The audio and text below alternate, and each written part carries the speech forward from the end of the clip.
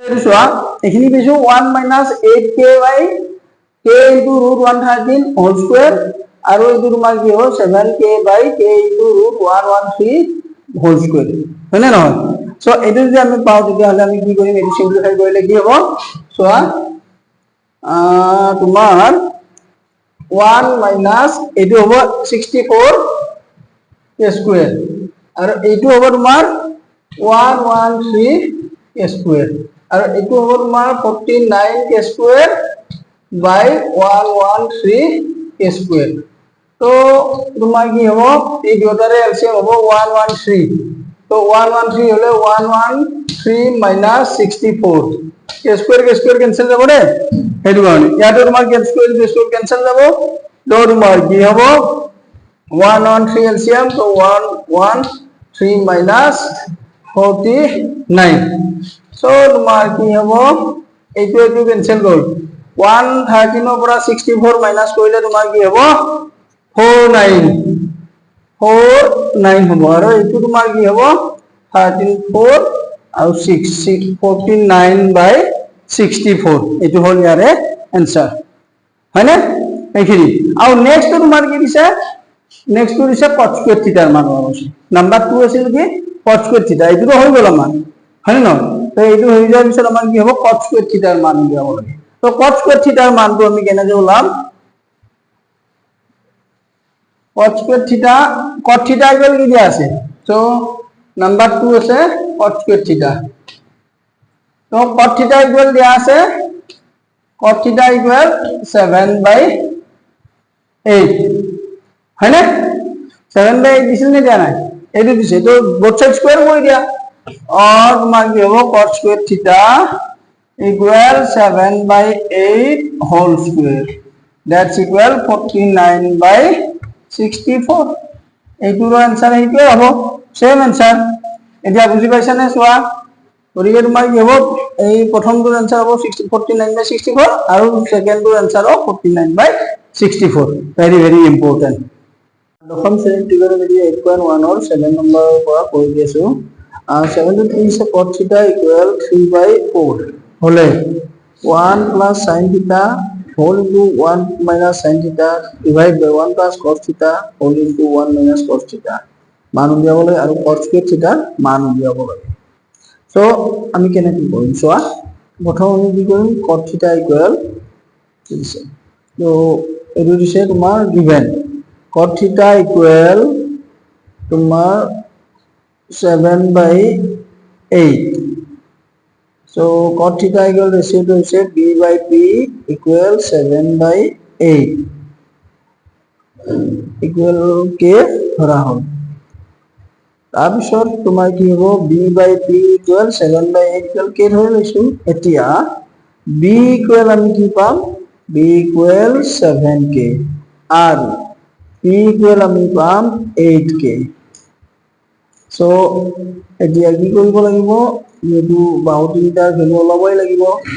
p b আৰু p ৰ ভ্যালুটো আমি পাইছো so h ৰ ভ্যালুটো আমি উলিয়াব লাগিব so h square equal কি আছিল আমাৰ এতিয়া h square equal whole p square plus b square a b t applying Pythagoras theorem h square equal p square plus b square তো ইয়াতে আমি কি পালো b equal 7k আৰু p equal পাইছো 8k so h square equal p square plus b square আছে তো তোমাৰ কি হ'ব 7k whole square sorry 8k whole square plus 7k whole square that is 8k whole square মানে 64k square আৰু 7k whole square মানে হৈছে তোমাৰ 49k square তো এই দুটো প্লাস কৰিলে তোমাৰ হ'ব 113k square तो h square equal আমি পালো কি 113k square तो h equal root over 113k square तो k square और square root होबो k আৰু 113 और होबो এই 113 root over 113 এটো হোল নাম্বার নাপাও আমি তেনেকেই ৰাখিম পাৰফেক্ট স্কয়াৰ যেটো নাম্বাৰ নহয় 113 তো প্ৰাইম নাম্বাৰ হয় আমি তেনেকেই ৰাখিম সো তোমাৰ h equal আমি পালো কি k into root over 113 এইটো আমি k এর ভ্যালু পালো এইবার আমি কি করি, যে নাম্বার 1 লিখেছিল 1 plus sin theta whole into 1 minus sin theta divide by 1 plus cos theta whole into 1 minus cos theta. তো এটা আমি কি করব পারো, a plus b whole into a minus b that's equal, আমি কি করব পারো a স্কয়ার মাইনাস b এখানে কি হবে 1 প্লাস sin থিটা 1 প্লাস cos থিটা মানে আমি লিখিব পারো 1 মাইনাস sin থিটা লিখিব পাৰো না। আৰু এইটো মানে লিখিব পাৰো আমি 1 মাইনাস cos থিটা হল, তাৰ এখিনি লিখিব পাৰো হয় না। তো যেটা আমি লিখিব পাৰো cos থিটা লিখিব পাৰো, তোমাৰ কি কৰিম আমি বা 1 মাইনাস cos থিটা দিয়াই আছিল sin থিটা, তো এখিনি আমি মহাই দিলো, যেটা আমাৰ কাৰণে শৰ্টকাট হৈ যায়। কিন্তু আমি যেহেতু হেতু ৰেশিও তো p ইকুয়াল আমি কিমান পাইছিলো, এতিয়া সাইডৰ ৰেশিও হয় না। So sin theta মানে আমি কি লিখব 1 minus p by h whole square লিখব, sin theta আর এটো মানে কি লিখব 1 minus b by h b by h whole square হয় না। sin theta মানে হচ্ছে p by h square সমান by h, p এর ভ্যালু cos theta মানে কি হচ্ছে b by h square সমান আমি 8 হল। তো p by h হলে তোমার কি হবে, যে ভ্যালু যেটা পাইছো আমি 1 minus p এর ভ্যালু আছে k into 113 কে আমি হোল স্কয়ার পাম, তার মানে p h তোমার আর ইকুয়াল k into আমি 113 আর হোল স্কয়ার পুর করে দিলাম। এটা আমি সিম্পলিফাই b কত মানে 1 করলে 7k minus k into k square cancel হবে, নেক্সট তোমার স্কয়ার হোল স্কয়ার এইটো আছে আমার। সো এটা আমি সিম্পলিফাই করব, সিম্পলিফাই করলে তোমার কি হবে 113 মানে স্কয়ার রুট 2 উঠি যাব, তো 113 কে স্কয়ার হোল। আৰু নাম্বারটো দিছে যদি 3 cot a equal 4 হয় তেন্তে 1 minus tan square a divided by 1 plus tan square a equal cos square minus sin square a হয় নে নহয় পরীক্ষা করব দিছে। তো পরীক্ষা করব যেহেতু দিছে আমি কি করিম বোথ সাইড দুটা পক্ষতে আমি কি করিম কৰি লম, যদি দুটা পক্ষ ইকুয়াল হয় তেতিয়াহলে শুদ্ধ হ'ব, আৰু যদি নহয় নহয় সেইটোৱে। সো আমাৰ কি কৰিম চোৱা, প্ৰথমতে দিছে কি solution given 3 cot a equal 4 or cot a equal 4 by 3, तो cot a equal কি আছিল b by p, so b by p equal তোমার কি হবে 4 by 3 equal k,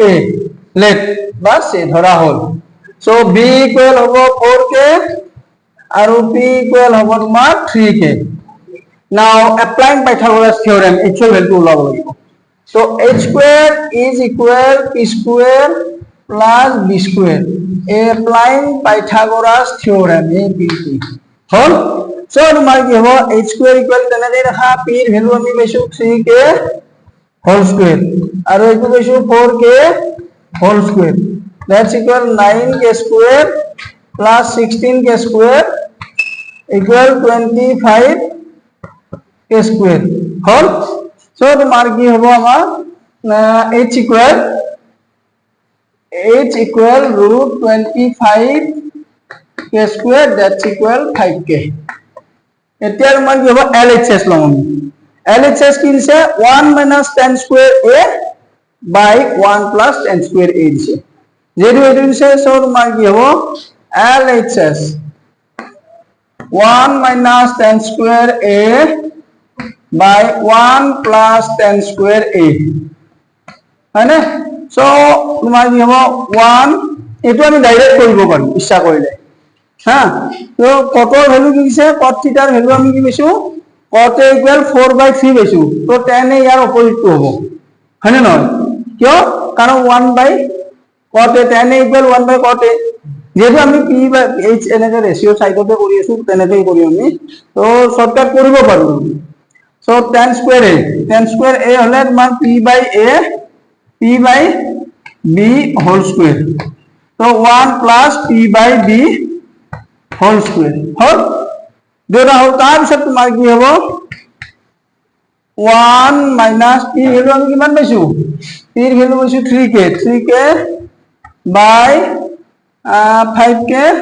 sorry 4k whole square, আৰু এইটো 1 plus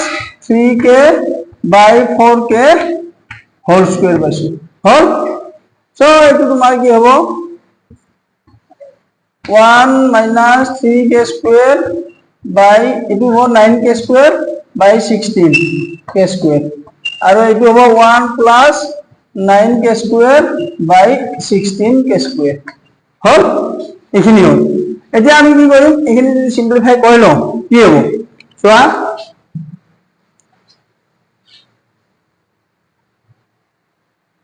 তো এটো হ'ব তোমাৰ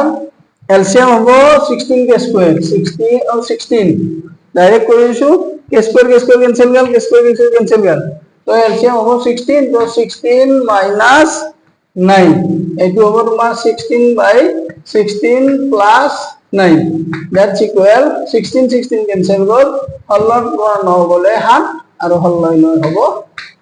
25 তো 7 by 25 হল এখিনি হয় না তার পিছত তোমার কি হবে এরে তোমার কি আছে সোয়া এলএচএস তো হই গেল আমার এটা আরএচএস তো বলি তো আরএচএস আছে তোমার cos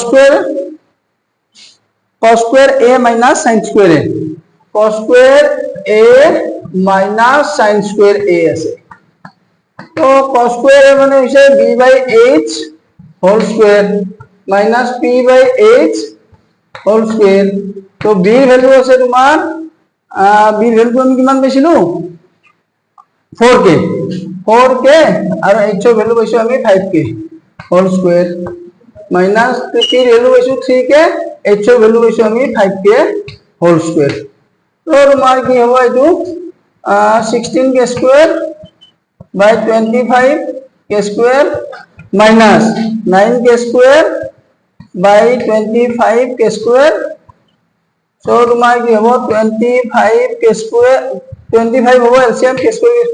cancel গল 25 হবে এলসিএম আর এইপিনে হবে 16 minus 9 that's equal 7 by 25 so LHS পাইছো 7 by 25 RHS পাইছো তোমার 7 by 25 since এটো তলত লিখি দিবা LHS equal RHS গতিকে দেখুৱা হল ওয়াস হল দেখুৱা হল এখিনি হল এই বস্তু নাম্বার 9 টো কি দিছে ত্রিভুজ ABC এর অ্যাঙ্গেল B ইকুয়াল 90 ডিগ্রি হয় না অ্যাঙ্গেল B ইকুয়াল 90 ডিগ্রি আর যদি tan A ইকুয়াল 1/√3 হয় তেন্তে sin A into cos C plus cos A into cos C মান লবছি আৰু তোমাৰ কি হ'ব cos A into cos C minus sin A into sin C মান উলিয়াব বলছি তো আমি কেনেকৈ কৰিম চোৱা কেনেকৈ কৰিম প্ৰথমতে তোমাৰ কি হ'ব ত্ৰিভুজটো আঁকি লোৱা সলিউশন ত্ৰিভুজটো আঁকি লোৱা ত্ৰিভুজটোত কন্ডিশন কি দিছি ABC ABC আৰু ABC এর অ্যাঙ্গেল B ইকুয়াল 90 ডিগ্রি দিছে হয়নে নহয় যেটো angle B equal 90 degree angle B is equal to 90 degree আমি লিখি হ্যাঁ B equal 90 ডিগ্রি সো তোমার tan A equal তো tan A equal তো it is given বুঝা given ত্রিভুজ ABC এর অ্যাঙ্গেল B ইকুয়াল 90 ডিগ্রি এটো তো দিয়া আছে আমার অ্যাঙ্গেল B ইকুয়াল 90 ডিগ্রি দিয়া আছে আকৌ tan A ইকুয়াল তোমার কি হ'ব 1/√3 তার মানে এইটো গণসূক্ষ্ম কোণে A টো দিছে এইটো হয় না সো তোমার কি হ'ব tan A ইকুয়াল আমি রেশিও কি পাব P/B ইকুয়াল 1/√3 হয় না এইটো নেক্সট P/B যদি হয় P ভ্যালু এতে কি হ'ব BC by B equal AB যেটো অ্যাঙ্গেল A টো ইয়াতে আছে হয় না বেস এটো হ'ব AB সাইডৰ ওপৰত অ্যাঙ্গেলটো আছে না নাই গতিকে base is this so this is perpendicular okay so AB equal base আৰু ইকুয়াল 1/√3 ইকুয়াল K ধৰা হল হয় না নেট K ধৰা হল সো তোমাৰ কি হ'ব BC equal 1 therefore BC equal হ'ব 1 আৰু AB ইকুৱেল হ'ব √3 এইখিনি আমি পাই গলো হয় না নহয় তো কি কে বুলি দিয়া ডাইৰেক্ট আৰু এইটো হৈছে তোমাৰ √3 কে পাই গলো হয় না ABC ইকুৱেল কে আৰু AB ইকুৱেল √3 কে পাই ক্লিয়াৰ এইবাৰ তোমাৰ কি হয় ত্ৰিভুজ ABC যেটো সমকোণী ত্ৰিভুজ আৰু পাইথাগোৰাছ থিওৰেম এপ্লাই কৰিম এতিয়া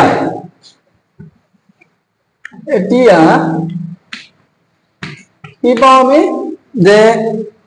AC square equal AB square plus BC square তো অ্যাপ্লাই পাইথাগোরাস থিওরেম APT হয় না সো তোমাৰ কি হ'ব AC এৰ ভ্যালু আমি পোৱা নাই AB ইকুয়াল কিমান পাইছো √3 k হোল স্কয়াৰ আৰু BC ইকুয়াল কি পাইছো 1k that is k square और it will be 3k square plus k square और AC equal होगा तुम्हार √4k square that's equal 2k hall AC equal কি পালো আমি এইটো লিখে দিয়া 2k AB equal কি হইছিল আমি √3k চিত্ৰটো যদি আকি লিখি দিয়া তেতিয়ালে তোমালোকৰ কাৰণে ভাল হ'ব আৰু BC equal k হয় না এতিয়া মান কি হ'ব এই ৰেশিওটা প্ৰথমতে মলাই ল'ব লাগিব এইটো চিন্তা কৰিম तो साइन ए ওলাম साइन ए साइन सी আর cos a cos c এইটা ভ্যালু আমি ওলাই লও তো sin a ইকুয়াল কিমান হ'ব sin a equal p by h যেহেতু a এটো হল তোমাৰ কি হ'ব বেস হ'ব এটো p হ'ব হয় না p ইকুয়াল তোমাৰ কি হ'ব k আৰু এটো হল 2k দ্যাটস ইকুয়াল হাফ হয় না এটো হল তার পিছত তোমাৰ কি হ'ব cos a হলাম cos a equal b by h তো b ইকুয়াল কি হ'ব ab আৰু h equal ac that's equal তোমাৰ কি হ'ব ab এর ভ্যালু কিমান আছে √3